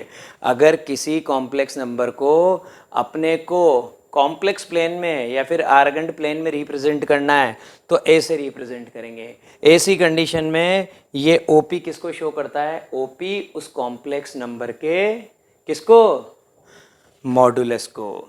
कॉम्प्लेक्स नंबर का जो मॉडुलस है उसको रिप्रेजेंट करेगा बच्चों आपका ओपी। अब कुछ बच्चे सोच रहे होंगे कि ये एंगल जो है ये कैसे निकालेंगे। अरे भाई बहुत सिंपल सी बात है, एंगल निकालना है ना आपको तो मेरे भाइयों आप जानते हैं ये राइट एंगल ट्राइंगल है। ट्रिग्नोमेट्री जिंदाबाद। ट्रिग्नोमेट्री इतनी प्यारी चीज़ है, लगाओ ना यार। ये राइट एंगल ट्राइंगल है, आप इस एंगल का टेंजेंट निकाल दीजिए, टेन थीटा कितना आएगा, परपेंडिकुलर अपॉन बेस, एंगल के सामने वाली side perpendicular, that is P Q, P Q upon O Q. क्योंकि भैया ये तो हाइपोटेनियस है, वो परपेंडिकुलर है, तो डेफिनेटली यही बेस आएगा। तो tan theta equal to y upon x. ये लो भैया, टेन थीटा किसके बराबर आ गया, वाई अपॉन एक्स के बराबर। तो थीटा कैसे निकालेंगे, थीटा इक्वल टू, अब ये नई चीज़ है, ये टेन इधर जाता है ना बच्चे तो टेन इनवर्स हो जाता है। टेन इनवर्स ऐसे करके लिखेंगे, टेन की पावर -1 और वाई अपॉन एक्स। शॉर्ट में theta equal to tan inverse imaginary part of z upon real part of z. क्योंकि वाई क्या है, हमारे कॉम्प्लेक्स नंबर का imaginary part of z upon real part of z. ये याद रखना बच्चों आपको। तो थीटा भी निकल गया। थीटा निकालने में क्या था, थीटा को हम यहाँ पे क्या बोलते हैं, थीटा जो है बच्चों उसको बोला जाता है आर्ग्यूमेंट ऑफ जेड या फिर एम्पलीट्यूड ऑफ जेड। ये बात भी आप समझ लो अच्छे से। Here theta is called, theta is called, और थीटा क्या है, इस ओपी ने एक्स एक्सिस की पॉजिटिव डायरेक्शन से, पॉजिटिव डायरेक्शन बोल रहा हूँ बार बार, मतलब एंटी क्लॉकवाइज आना है। तो theta is called amplitude of z और argument of z, ARGUMENT, argument of z ऐसे बोलते हैं। थीटा को हम एम्पलीट्यूड ऑफ जेड भी बोल सकते हैं और आर्ग्यूमेंट ऑफ जेड भी बोल सकते हैं। जैसे कॉम्प्लेक्स प्लेन बोला था, आर्गेंट प्लेन बोला था, ऐसे ही। तो थीटा क्या होता है, थीटा इक्वल टू ARG ऐसे करते हैं और ब्रैकेट में लिख देते हैं आर्ग्यूमेंट ऑफ जेड, या फिर AMP और ब्रैकेट में जेड, मतलब आर्ग्यूमेंट ऑफ जेड या फिर एम्पलीट्यूड ऑफ जेड। तो ये तो हो गई हमारे भाइयों हमारी कहानी। तो इसका मतलब आपको ये तो समझ में आ गया कि अगर कॉम्प्लेक्स नंबर को रिप्रेजेंट करना है कौन सी फॉर्म में, ज्योमेट्रिकल फॉर्म में, तो ए से रिप्रेजेंट करेंगे। एक कॉम्प्लेक्स प्लेन बनाएंगे, ये वाली एक्स एक्सिस को बोलेंगे रियल एक्सिस, ये वाली वाई एक्सिस को बोलेंगे इमेजनरी एक्सिस, और उस पॉइंट को रिप्रेजेंट कर देंगे जैसे नॉर्मली कोई पॉइंट के कोऑर्डिनेट होते हैं ना 2,3, 3,4। अब यहाँ पे सबसे बड़ा सवाल ये आता है कि भैया पॉइंट तो किसी भी क्वाड्रेंट में हो सकता है ना, तो क्या हर बार ये चीज़ें सेम रहेगी, क्या हर बार आपकी ये सारी चीज़ें सेम रहेगी। तो बेटा हर बार आपका ये जो है ना ओपी ये तो सेम रहेगा, क्योंकि लेंथ तो कभी भी नेगेटिव होती नहीं आप जानते हैं, ठीक है। और ओपी किसके बराबर है, मॉड्स ऑफ जेड के बराबर है। तो ओपी तो हमेशा ही पॉजिटिव आना है, चाहे इस क्वाड्रेंट में हो, चाहे इसमें हो, चाहे इसमें हो। हाँ, एंगल से रिलेटेड मजे आते हैं क्या, कि हमें ये चेक करना पड़ेगा कि हमारा ये जो पॉइंट है ना, ये फर्स्ट क्वाड्रेंट में है, सेकंड में है, थर्ड में है या फोर्थ में। जिस हिसाब से ये पॉइंट रहेगा ना, उस हिसाब से आपका आर्ग्यूमेंट ऑफ जेड, मतलब आपका एम्पलीट्यूड ऑफ जेड वो चेंज हो जाएगा। क्यों, क्योंकि भैया हर क्वाड्रेंट में एंगल की कहानी बदल जाती है। तो मैं आपको वो एक ट्रिक भी बहुत अच्छे से सिखा देता हूँ कि पॉइंट आपका जिस क्वाड्रेंट में उस हिसाब से आपको क्या करना है, ठीक है बच्चों। तो देखना बहुत मज़ा आएगा आपको। पहली बात तो अगर फर्स्ट क्वाड्रेंट में, तो अभी आपने देख ही लिया, फर्स्ट क्वाड्रेंट में तो जो आपका एंगल बन रहा है, जैसे ये देखा अपन ने कि भैया ये हमने कॉम्प्लेक्स प्लेन बनाया, यहाँ पे हमारा पॉइंट है P, x, y। तो आप जानते हैं ये वाली लेंथ तो आपकी आ गई OP, ये परपेंडिकुलर ड्रॉ किया भाइयों, यहाँ पे नाम दे दीजिए Q, ये एंगल आपका थीटा है। तो फर्स्ट क्वाड्रेंट में तो हमारा जो थीटा है वो सीधा चलेगा क्या, theta equal to tan inverse y upon x. बोला था ना अभी, theta equal to tan inverse imaginary part of z upon real part of z. यहाँ पे तो सीधी सीधी कहानी है। हाँ, अगर आपका थीटा सेकंड क्वाड्रेंट में, ये सेकंड कंडीशन है, ये आपने कॉम्प्लेक्स प्लेन बनाया बच्चों, हर बार आपको हर पोजीशन दिखाऊंगा। आपकी बार देखिए, आपका जो पॉइंट है वो सेकंड क्वाड्रेंट में है, तो सेकंड क्वाड्रेंट में इधर है सपोज आपका point P x comma y, तो कॉम्प्लेक्स नंबर कहाँ आएगा, सेकंड इसमें सेकंड क्वाड्रेंट में रिप्रेजेंट करेगा। ये पॉइंट रिप्रेजेंट कर रहा है, तो इसको यूँ ज्वाइन करेंगे, ये ओ और ये आपका बच्चों पी। तो ओपी की लेंथ तो आप जानते हैं हमेशा पॉजिटिव आएगी। ऐसा करेंगे तो आप परपेंडिकुलर इधर ड्रॉ करेंगे, ये एंगल आपका 90 आएगा मेरे भाइयों, ये पॉइंट आपका पी है, ठीक है। अब की बार आपका जो एंगल आएगा ना वो पॉजिटिव डायरेक्शन में चलता है, तो एंगल कैसे आएगा बच्चों, यूं करता हुआ यूं करता हुआ यूं। तो आप कौन से क्वाड्रेंट में पहुंच गए मेरे भाइयों, सेकंड क्वाड्रेंट में। क्यों, क्योंकि आपका जो पॉइंट है ना एक्स कोमा वाई, वो एक्स कोमा वाई नहीं है, वो है माइनस एक्स कोमा वाई। मतलब अगर कभी आपको कॉम्प्लेक्स नंबर जेड ऐसे दे रखा है 2 + 3 आयोटा, तब तो आप क्या बोलेंगे कि ये कॉम्प्लेक्स नंबर जो है ये फर्स्ट क्वाड्रेंट में है। क्यों, क्योंकि यहाँ पे x की वैल्यू 2 है, y की वैल्यू 3 है, दोनों पॉजिटिव है। अगर यहाँ पे कहानी चेंज करके मैं लिख दूँ z इक्वल टू 2 के प्लेस में मैं लिख दूँ -2 + 3 आयोटा, तो आप हाथों हाथ कहेंगे सर जी यहाँ पे x नेगेटिव है, x नेगेटिव है, तो x नेगेटिव सेकंड क्वाड्रेंट में होता है, मतलब आपका ये जो कॉम्प्लेक्स नंबर है ना ये सेकंड क्वाड्रेंट में चला जाएगा, तो भैया ऐसी कंडीशन बन जाएगी। तो ऐसी कंडीशन में आपका ये जो थीटा है ना ये चेंज हो जाएगा। थीटा के लिए अपन पता है क्या करेंगे, थीटा के लिए अपन बात करेंगे कि ये जो भी है इसको पाई में से माइनस करो, मतलब ये जो कुछ भी एंगल है इसको पाई में से माइनस करो, तो कंडीशन चलेगी यहाँ पे पाई माइनस थीटा। तो आर्ग्यूमेंट ऑफ जेड जो है बच्चों, आर्ग्यूमेंट ऑफ जेड का मतलब क्या आ जाएगा, आर्ग्यूमेंट ऑफ जेड जो है मतलब यहाँ पे थीटा अपन सीधा सीधा क्या बोलेंगे कि भैया यहाँ पे जो एंगल है वो है पाई माइनस थीटा। बस ये बात याद रखिए आप कि सेकंड क्वाड्रेंट में जा रहे हैं, सिंपल तरीका बता रहा हूँ बस, सेकंड क्वाड्रेंट में जा रहे हैं मतलब एंगल क्या आएगा पाई माइनस थीटा। 180 में से माइनस करो, 180 में से माइनस करना है, ठीक है। ये हो गई हमारी कहानी। अब अगर मान लो बच्चों हमारा कॉम्प्लेक्स नंबर इस तरह से दे रखा हो, ये दोनों ही मैं आपको नेगेटिव दे दूं, ये दोनों ही अगर मैं आपको नेगेटिव दे दूं, मैं बोलूं कि z इक्वल टू -2 - 3 आयोटा, आप कहेंगे x भी नेगेटिव है y भी नेगेटिव है, तो सर जो कॉम्प्लेक्स नंबर आएगा ना वो आएगा सर थर्ड क्वाड्रेंट में, और थर्ड क्वाड्रेंट का मतलब यहाँ पे कहीं पे जाके आपका पॉइंट है, तो आप क्या कहेंगे कि o को p से ज्वाइन कर दो। मैं कहूँगा भाई मैंने o को p से ज्वाइन कर दिया, ये आपका ओ पॉइंट है। अब अगर आप बात करेंगे किसके बारे में, एंगल के बारे में, तो एंगल कैसे चलता है भाइयों, यूँ जाता हुआ यूँ जाता हुआ यूँ जाता हुआ ऐसे। तो आप अब की बार बोलेंगे कि सर जो एंगल आएगा ना वो आएगा पाई प्लस थीटा।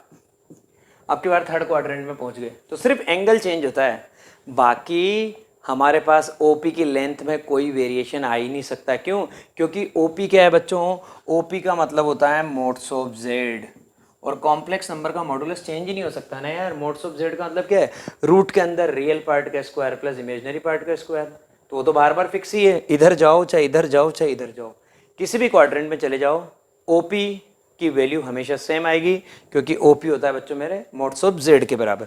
एंगल चेंज होता जाएगा, तो आपका जो थीटा है यहाँ पे इस वाले क्वाड्रेंट में अपन क्या बोलेंगे पाई प्लस थीटा, मतलब जो भी एंगल आपको दे रखा है ना, जो भी पर्टिकुलरली एंगल 60 डिग्री दे रखा है तो पाई प्लस 60 करेंगे।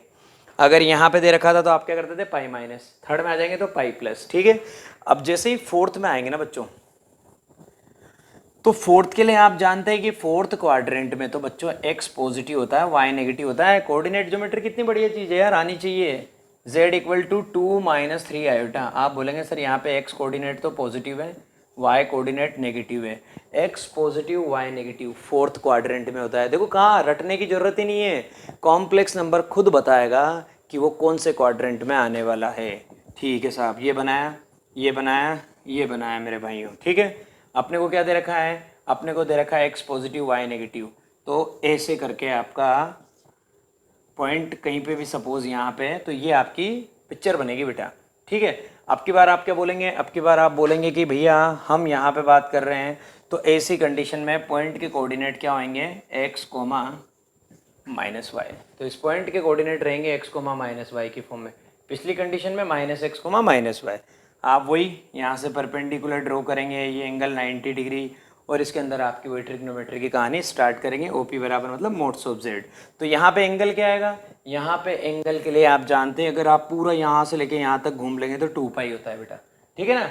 तो 2 पाई होता है। अपन बात कर रहे हैं पर्टिकुलरली इस वाले पार्ट के लिए, पर्टिकुलरली इस वाले पार्ट के बारे में बात कर रहे हैं कि भैया यहाँ से लेके हमको तो एंटी क्लॉकवाइज जाना है। हमने तो बात कर रखी है कि हम तो एंटी क्लॉकवाइज जाएंगे, यहाँ से इधर आएंगे, यहाँ से इधर आएंगे, तो हम जानते हैं कि टोटल जो है ना यहाँ पे आने पे कितना हो जाएगा 2 पाई।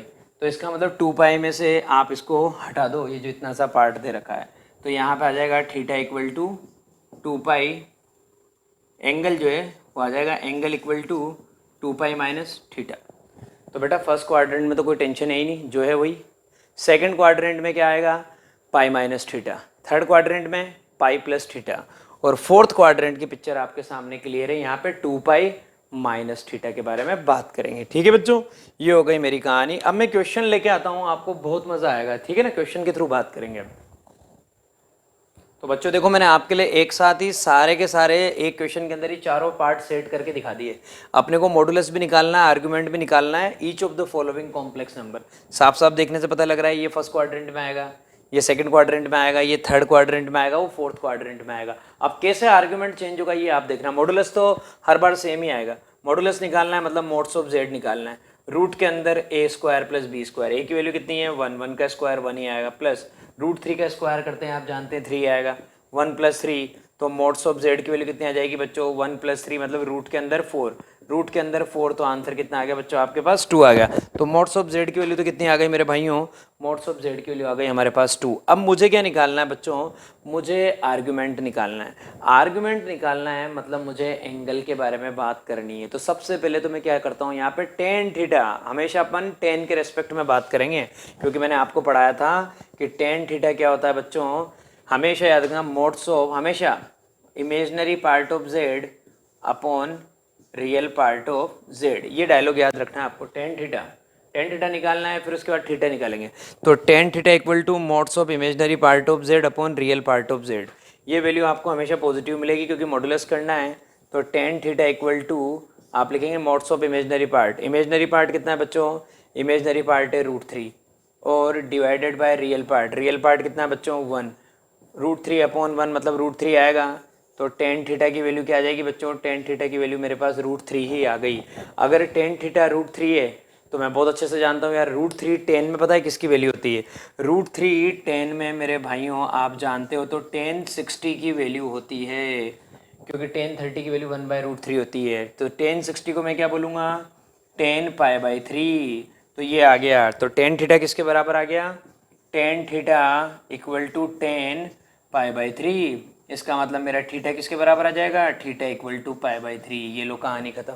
आर्गुमेंट निकालना है मतलब आपको थीटा निकालना है। तो थीटा इक्वल टू आपके पास कितना आ गया बच्चों, थीटा इक्वल टू π/3। तो आर्गुमेंट ऑफ Z, थीटा को क्या बोलते हैं, argument of Z equal to π/3। ये इसकी तो कहानी खत्म। अब किसके लिए बात करनी है, अब बात करनी है बेटा इसके लिए। किसके लिए, सेकंड वाले पार्ट के लिए। फिर थर्ड के लिए भी करेंगे, फोर्थ के लिए भी करेंगे, उसकी चिंता आप मत करो, अभी सब होने वाला है। तो पहले सेकंड पार्ट के लिए करेंगे। तो यहाँ पे रियल पार्ट A की वैल्यू कितनी आ गई बेटो -2, B की वैल्यू कितनी आ गई बच्चों 2√3। हमेशा लिख लो, रियल पार्ट लिख लो, इमेजनरी पार्ट लिख लो। मोड्स ऑफ Z निकालना है। Mods of Z equal to root के अंदर A का स्क्वायर -2 का स्क्वायर प्लस 2√3 का स्क्वायर। ये लो भैया मोड्स ऑफ Z निकालेंगे पहले। तो mods of Z equal to 2 का स्क्वायर कितना आएगा बच्चों 4 आएगा, 2√3 का करेंगे 2 का स्क्वायर करेंगे 4, √3 का करेंगे 3, 4 3 जा 12, ये आ गया 12। तो मोड्स ऑफ Z कितना आ गया बच्चों 12 + 4, 12 + 4 का मतलब √16, √16 का मतलब 4। तो मोड्स ऑफ Z की वैल्यू क्या आ गई मेरे भाइयों 4। अब क्या निकालना है, अब मुझे आर्गुमेंट निकालना है। तो लिखूंगा ten theta equal two modes of imaginary part of Z upon real part of Z।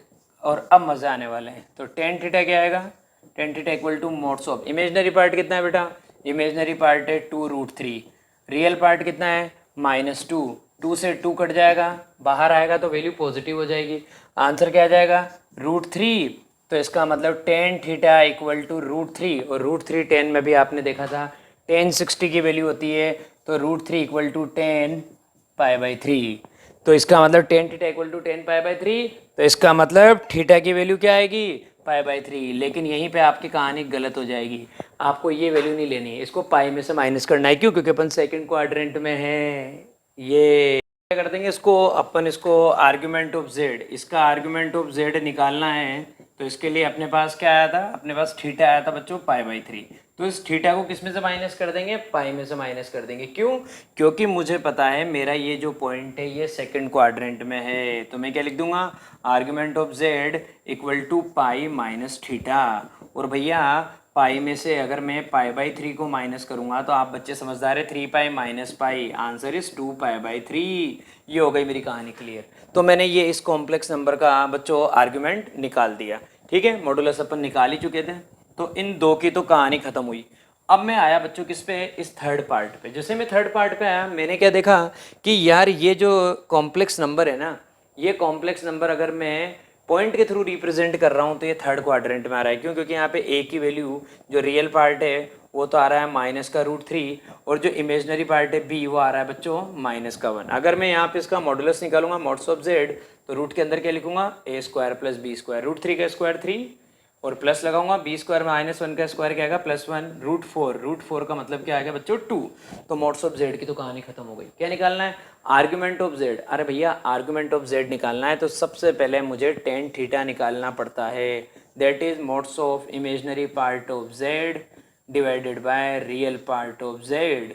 ठीक है भाई, चालू करते हैं। तो tan theta equal to mods of imaginary part कितना है, -1, डिवाइडेड बाय रियल पार्ट कितना है, रियल पार्ट है बच्चों माइनस का √3, माइनस से माइनस कट जाएगा, 1/√3। अब 1/√3 जो है ना, ये 10 में किसकी वैल्यू होती है, 1/√3 10 में मेरे भाइयों 10 30 की वैल्यू होती है। तो मैं लिखूंगा टेन थीटा इक्वल टू यहाँ पे 10 30, और 30 का मतलब क्या है, 30 का मतलब है बच्चों π/6। तो टेन थीटा इक्वल टू 10 π/6, क्योंकि 180 को 6 से करेंगे तो ही 30 आएगा। हमेशा याद रखना, पाई स्टैंड्स फॉर 180 डिग्री। तो tan theta equal to this value 10 π/6। तो यहाँ से पता लग गया थीटा की वैल्यू कितनी आ गई बच्चों, π/6। थीटा की वैल्यू आ गई π/6। अब देखना, इसके दो सॉल्यूशन लेके आऊंगा मैं आपके पास, एक तो कई सारी बुक्स में दिया होता है और एक मेरा खुद का है। तो देखिए थीटा की वैल्यू आ गई मेरे पास π/6। तो बच्चों ऐसी कंडीशन में अगर आपको आर्ग्यूमेंट निकालना है तो सबसे पहले तो आप चेक कर चुके हैं कि ये थर्ड क्वाड्रेंट में है। तो थर्ड क्वाड्रेंट में जब आर्ग्यूमेंट निकालते हैं तो जो भी हमारा थीटा आता है उसको पाई में प्लस कर दो। Argument of z in third quadrant that is pi plus theta. इससे रिप्रेजेंट करते हैं, आर्ग्यूमेंट ऑफ जेड को कैसे रिप्रेजेंट करेंगे, पाई प्लस थीटा। तो argument of z equal to pi plus theta. Theta कितना है, π/6। 6 को पाई से करेंगे 6π + पाई 7π/6। कई बच्चे कहते हैं सर ये आंसर नहीं आ रहा। मैं पूछता हूँ भैया क्या आ रहा है, बच्चे कहते हैं सर -5π/6 आ रहा है। तो क्या दिक्कत है, अभी लेके आते हैं भाइयों, -5π/6 भी लेके आते हैं। देखिएगा आप, सबसे पहले तो मैं आपको बता दूं कौन से क्वाड्रेंट में भैया, थर्ड क्वाड्रेंट में। तो थर्ड क्वाड्रेंट में ना, तो हमारे पास यहाँ पे कहा जाता है फाइंड प्रिंसिपल आर्ग्यूमेंट।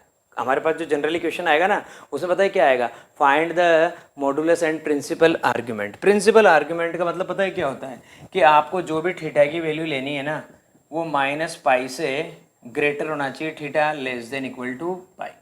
-π से पाई के बीच में अगर बात चल रही है, यहाँ से इधर तो अपन पाई बोलेंगे और इधर से इधर आएंगे तो -π। भाई जैसे एंटी क्लॉकवाइज जा रहे हैं तो बच्चों 0 to π, और अगर क्लॉक इधर से यूं चले जाएं तो हम बोलेंगे 0 to -π। अगर यूं आ रहे हैं तो 0 to π, यूं आ रहे हैं तो 0 to -π। मतलब इधर पाई के लिए पॉजिटिव जा रहे हैं, इधर पाई के लिए नेगेटिव सेंस में आ रहे हैं। तो देखना कैसे होगा, अगर -π से पाई के बीच में आपका थीटा है तो हम बोलते हैं कि भैया आर्ग्यूमेंट क्या है, प्रिंसिपल आर्ग्यूमेंट। प्रिंसिपल आर्ग्यूमेंट के बारे में बात करनी है भैया, ठीक है, करेंगे प्रिंसिपल आर्ग्यूमेंट के बारे में भी बात।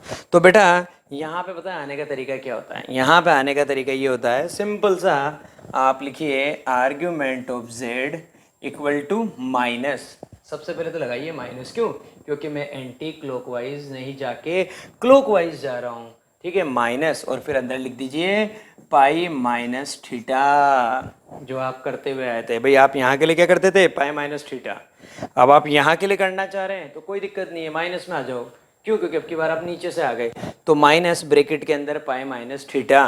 तो आंसर देखिए आप लेके आ रहे हैं अभी माइनस अपनी जगह एज इट इज, पाई की जगह पाई माइनस थीटा। थीटा कितना आया था बच्चों? अभी आपने देखा था, ये रहा थीटा पाई बाई 6, तो पाई माइनस पाई बाई 6। ठीक है, 6 पाई में से पाई जाएगा 5 पाई, और आगे क्या है? माइनस, माइनस का 5 पाई बाई 6। ये लो, मौज कर लो, आ गया आंसर। घबराने की कहाँ जरूरत है यार, मैं हूं ना, मैं जिंदा हूं, जब तक घबराने की जरूरत नहीं है।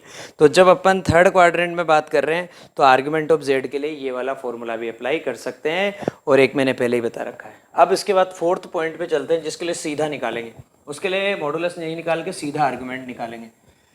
तो प्रिंसिपल आर्गुमेंट के बारे में बात आती है बच्चों, मतलब हमें माइनस पाई से पाई के बीच में बात करनी है। चलो साहब, उसके बारे में बात कर रहे हैं, निकालते हैं। Tan theta equal to mods of real imaginary part of z minus 2 divided by 2 root 3।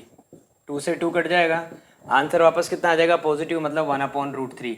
1/√3 अभी रिसेंटली अपन ने देखा है कि 1/√3 का मतलब क्या होता है बच्चों? टेन थीटा यहाँ पे किसके बराबर आ जाएगा? 10/30, मतलब 10 पाई बाई 6 के बराबर। तो थीटा की वैल्यू कितनी आ गई? थीटा की वैल्यू आ गई बच्चों पाई बाई 6। लेकिन जब फोर्थ क्वाड्रेंट में है तो फोर्थ क्वाड्रेंट में जिंदगी के मजे करो। कैसे? अगर फोर्थ क्वाड्रेंट में, तो इधर तो आप क्या लिखेंगे? इधर तो थीटा, इधर लिखेंगे माइनस थीटा, क्योंकि आप कैसे आ गए? आप क्लॉकवाइज आ गए। तो यहाँ पे तो थीटा, सीधा थीटा, यहाँ पे माइनस थीटा। तो ये जो भी आपका एंगल आया ना, आप उसके लिए जैसे ही आर्गुमेंट ऑफ जेड लिखेंगे तो इक्वल टू में लिख दीजिए माइनस थीटा। थीटा कितना है? Pi by 6। Argument of z equal to minus का pi by 6। This is the principal argument. ये लो, हो गई कहानी खत्म। और एक तरीका मैंने आपको शुरुआत में बताया था 2 पाई माइनस। अगर आपको आर्गुमेंट ऑफ जेड निकालना है तो उसका एक और तरीका है क्या? 2 पाई में से माइनस कर दो किसको? इसको। 2 पाई में से पाई बाई 6 को माइनस करेंगे, 6 टू जा 12, 12 पाई में से पाई जाएगा 11 पाई बाई 6। तो ये बोलो चाहे माइनस पाई बाई 6 बोलो, बात एक ही है। ठीक है बच्चों।